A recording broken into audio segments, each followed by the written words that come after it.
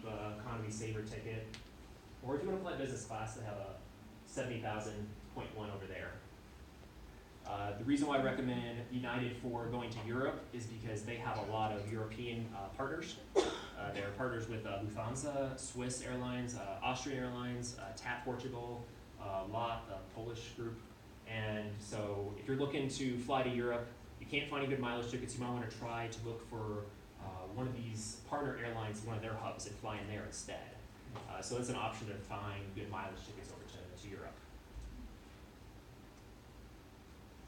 American Airlines, they are not really transfer partners with anyone, but they have 4 worthwhile credit cards through Citi and Barclays. The best use for their miles is either going to Europe off-season, so starting in November, and I think going until, I think it's like March or April. But you can get a round-trip ticket for 45,000 miles, which is pretty good. Asia, you can go there for about 70,000 miles round-trip, which is pretty good. They also have a new thing that came out recently called web specials. So if you're into kind of looking for good mileage tickets, you can find really good deals. They show like the right-hand side there. You can go to Europe for 40,000 miles in peak season. Earlier this year, they had a bunch of mileage, really cheap mileage tickets going to Europe. They also had a web special for it lasted like a few hours, but it was like 10,000 miles with Australia. So like they have some really good deals, but they go really quick. So just something else to keep in mind. The reason why I recommend them going to Asia is because they have a lot of Asian airline partners. In Europe, they have very few partners. So you're kind of stuck either, well, I shouldn't say stuck, but you're either flying into Spain on Iberia or you're looking for whatever American can offer flying to Europe, which is usually not that much. So in summary, it's important to track your credit cards. Keep track of all the details in a spreadsheet. Business credit cards are very valuable. It's important to become eligible and kind of get credit cards if you're comfortable with that and you have a business. It's also important to set reasonable travel goals. Start small, keep it focused, keep it simple, and then expand from there. And also it's important to understand these various mileage programs I talked about and use your points wisely. If anyone wants to contact me at any point, I have my email address there, and my blog is listed at the far right-hand side there. So at this time, if anyone has any questions, I'll go ahead and take them. So I'm a little confused on how the points transfer differently between airlines versus hotels. Because in your first few examples, you said there's a few flights or a few trips you and your friends and other people have gone on fully paid for. So how do you figure that out? Is that something that's part of the website, the Ultimate Rewards portal thing? Or? Yeah, so the Ultimate Rewards portal, you can just do a search in there and you can find whatever hotel you want and then redeem points for whatever hotel you find there.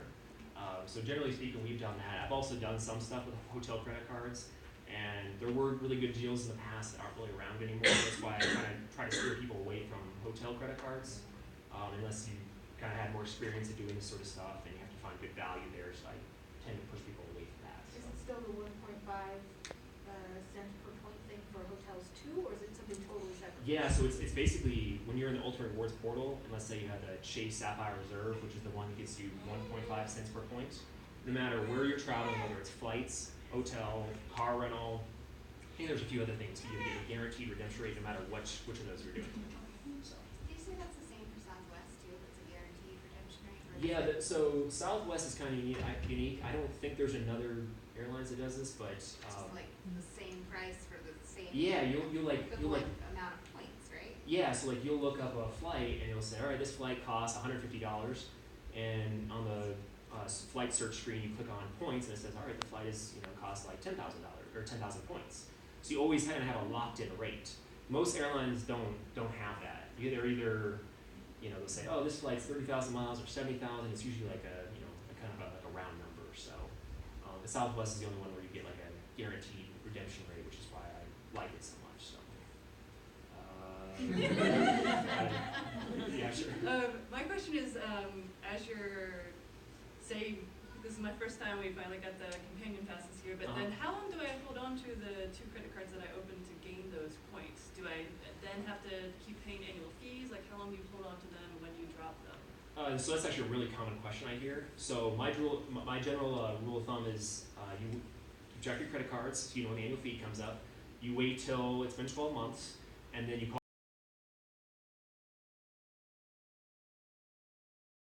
call the credit not worth keeping. you'll call them up and say, hey, I'd like to downgrade to a no annual fee. I'm just not using this credit card very much. Sometimes they'll give you a retention offer. Sometimes it can be a good one, sometimes it can be bad. And they say, no, we don't have, or okay, yeah, I'll go and downgrade, or if there's not an option to downgrade, you just cancel the card. And in that case, you would maintain the same Southwest points Yes. value already. You just cancel that card, Yep. and that allows you to open different cards and keep accumulating those offers. Is that? Yeah, do I have that exactly. right? Okay. Yeah. Because before you cancel, you transfer them to a card that you do have? Yeah, Or so you've already used for- them maybe, but you haven't. So for Chase Ultimate Rewards, the one thing you want to do is before you cancel one of those cards, you want to make sure you transfer out any of your points to another Chase card you have or a spouse's card. You can transfer Chase Ultimate Rewards points to anyone that lives at the same address as you or to any other card. So you want to do that before you cancel a card, otherwise you're throwing out thousands of points. But yeah. So with the Southwest cards, Mhm. so just I got my husband for one, so we're about to hit that, one. And then if he refers me, can we then combine if we then hit that minimum, can that all combine so we hit the 125 on his one card? Or is it always separate and you can't transfer like Southwest points to each other? So Southwest points, and in general, most mileage programs, you can't transfer points back and forth. So with the Southwest Companion Pass, you really need one person to get 2 credit cards, and then they'll get all the points. But the advantage then, though, is your husband can book flights, and if you're just flying out somewhere and he's not going with you, he can book a flight with his points for you. So it's pretty flexible in that regard. So he would do the refer thing to himself? He could do that, yeah. Or somehow he'd open up a separate card, and then if he got 75 and 75, that would combine that over 125, and we have the companion pass, you're saying? Yes, except you can only get one personal credit card, Southwest personal credit card. You'd have to open up a business. You have to open up this card, yeah. Okay. Yeah. Hey, Mike. Yeah, related to Southwest, 2 questions. Yeah. So last year and this year, we have the Southwest Companion Pass. Mm-hmm. So we can cancel, like, it's in Jerry's name. And Uh-huh. so the plan is for me to pick it up the next round. And so our understanding is that the points don't start applying until the new calendar year. But you said open it in the fall. Yeah, Is there something that we should know? Yeah, the reason why you want to open the fall is because let's say you open up a credit card in October, and I actually did this, Brandon did this, another one of our friends has done this as well.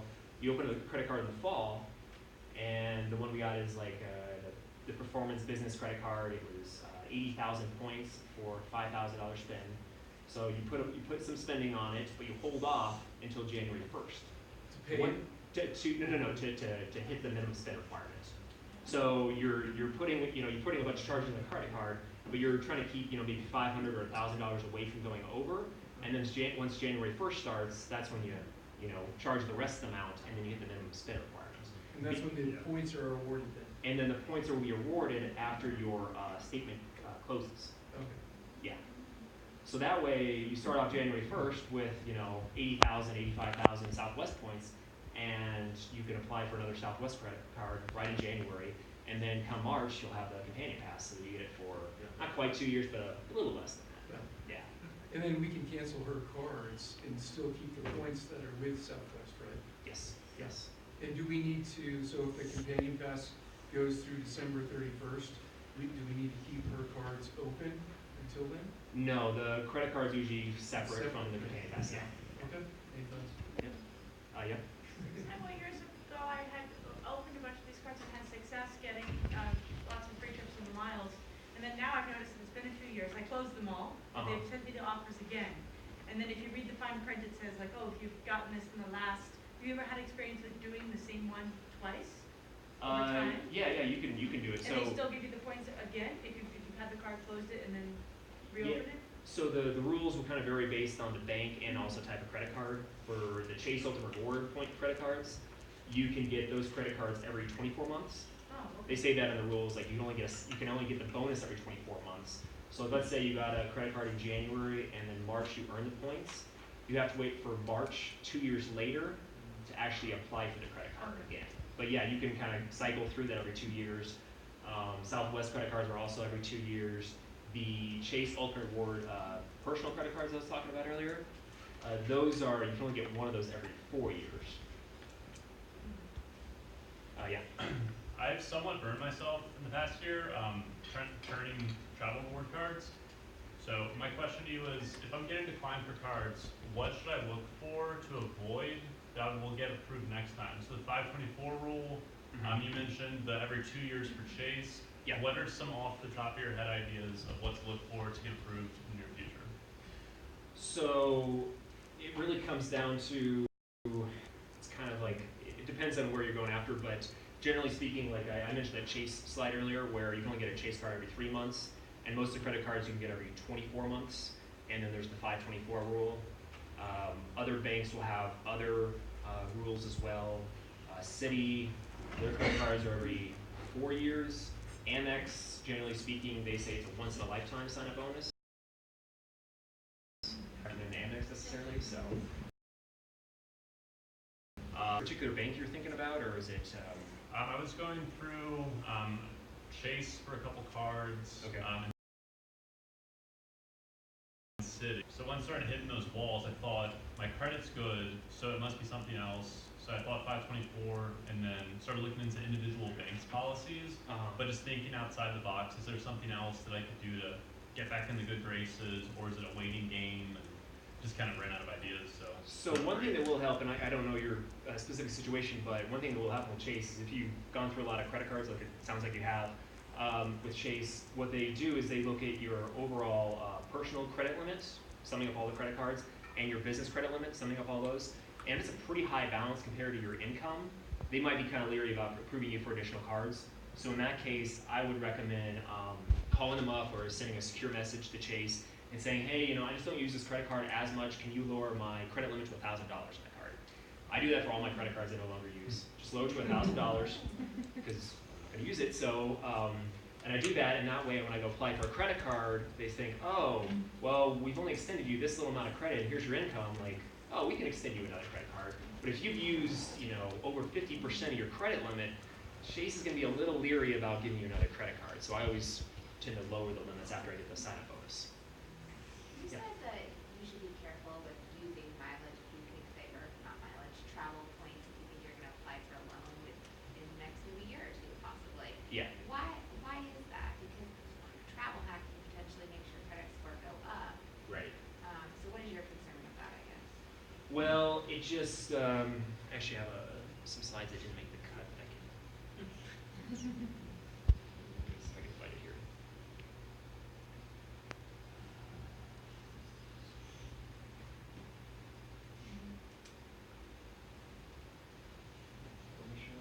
Okay, good. So here are the kind of the factors that go into what your credit score. And if you have recently applied for a bunch of credit cards, that shows up in the number of credit inquiries. And so a bank just might be kind of leery about why you're doing that. Also, in the short term, travel hacking can sometimes lower your credit score. So it's more important to get a really good interest rate by getting a high credit score than it is travel hacking. Travel hacking is something you do in the future. Your loan is something like a house you're getting for 30 years. It's important to really optimize that. So that's why I say that. Yeah. With, again, like on the Southwest credit card, you need 125 before you can hit the companion pass. Yeah. Is that what you have to like have in the bank, or could we have used some of the points to spend on flights? But we hit 125, but we Right. used 50 for this flight before we hit that, and we hit, that kind of a thing. Yeah, so it's just earned. It's not what you have in the bank. It's Awesome. not. If you use you can use all those miles. You can have a less than, I guess in theory, you can have less than 125,000 miles and still get the companion pass. It's just like there's actually when you log into Southwest, there's a little graph where they'll say, okay, you've earned this many points, and it's just the amount of points you've earned in that calendar year that matter. So. Downgrading, like if you have a card, like you've used it up, whatever, you're gonna, Yeah. you might not close it out for whatever reason. But if you downgrade it to another card or lower the credit limit, Yeah. does that affect negatively on your credit score? No. So the advantage of keeping that credit card just there kind of goes into what goes into your credit score here. One of the things they look at is 15% of your credit score is made up of length of credit history. So if let's say someone's like just out of school, they don't have any credit cards, and they start travel hacking right away or trying to get into that, their length of credit history, and they just start canceling all these cards, their length of credit history is going to be really, really low, and that's not good. you want a really long length of credit history. So if you have any really old, this is another advantage, this is another thing when you're looking at your credit history. If you have some really old credit cards you don't really use anymore, well, once a year I'd go ahead and take them out and use them at a grocery store, wherever you just put a few bucks on or whatever, just to kind of keep them active. Because you want that length of credit history to be really long because it improves your overall credit score. Doesn't allowing limits also improve your credit utilization, which they prefer? Because if you have large credit limits of multiple cards, but you don't use any of them, I think that negatively affects your credit score because your credit utilization is low. So that is true. So there's another really big thing down here, 30% of your credit score is credit utilization. And that's basically what you have on credit cards right now versus your total credit limit. And this isn't like what you carry for a balance. This is just like, well, this is what you have kind of month to month, what you would typically have. So you put $1,000 on a credit card in the month up on your credit report. So by lowering your credit limit, you do kind of affect your credit score a little. But if you're travel hacking, this is your overall credit limit across all credit cards. Odds are your credit limit is going to be pretty big, and your credit utilization is going to be pretty small. So that looks really good to for your credit score, though. Yeah. Can you, like you say, you take yours down to like 1,000, but for Yes. some reason you wanted to use that one good. Could you go back to them and be like, hey, can you bump me back up to the 10,000 or whatever? Yes, you can. I think by doing that, though, they might do a credit inquiry, which are a hard pull, as they call it. That's another factor. If anyone's like really into credit card hacking, they send them for a few credit cards, this starts becoming a factor. Over here, 10% of your credit score is the number of credit inquiries, or as I like to call it, like hard pulls on your credit. So between the three major credit bureaus, Equifax, TransUnion, and Equifax, Experian, thank you. Depending on what credit card you get, they'll pull from one of those and it'll show up as a mark in your credit score. So if you get like 10 credit, like in theory, if you get 10 credit cards in a month, you might get like 10 marks on there. It looks really bad, and your credit score will drop. So that's why it's good to kind of keep those numbers kind of low and only apply for credit cards when you really need to, and kind of plan that out. When you apply for a mortgage, that also shows up there, or like an auto loan or anything like that, that will also show up as a hard pull. So just something to be aware of. One other quick thing about that is some credit card companies will just pull one, some will pull two, and if you're a jerk like Capital One, you're gonna pull all three. So I typically don't recommend Capital One because of that reason. So. How do you know that they pull all three? You just Uh, read online? Yeah, I've read online. Yeah. Okay, Yeah. interesting.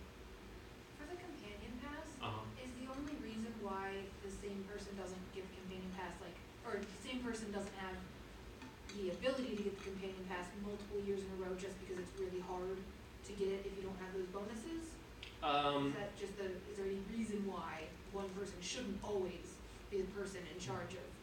Well, let's say you start signing up. Let's say you start in October for the first credit card, second credit card in January. So then you accumulate enough points in March. Well, so then you get it for the rest of that year and the following year. But then you're not eligible to start applying for credit cards until March the following year. So that's why it's good to alternate. And if you have a spouse, just have them start. Like my wife got the Southwest Companion Pass 2 years ago. I'm working on it this year. So it's just you kind of alternate back and forth there. So yeah. I have a question. I don't know if it's better for you or for you. We're probably not doing travel hacking because we just don't really travel, but just kind of general question. So like we have a credit card that's got like $60,000 limit, but we like never use it, but we kind of just left it open. Is that in some form hurting us by having such a high credit limit, but we like never use the card? Should we be backing that down, or? Not unless you want to apply for another credit card through that bank. That would be the only thing that matters. Probably if you're not travel hacking and you're not looking to apply for a new card, having a higher credit limit is fine. It actually helps your credit score. Yeah. I should go to Vegas and max it out.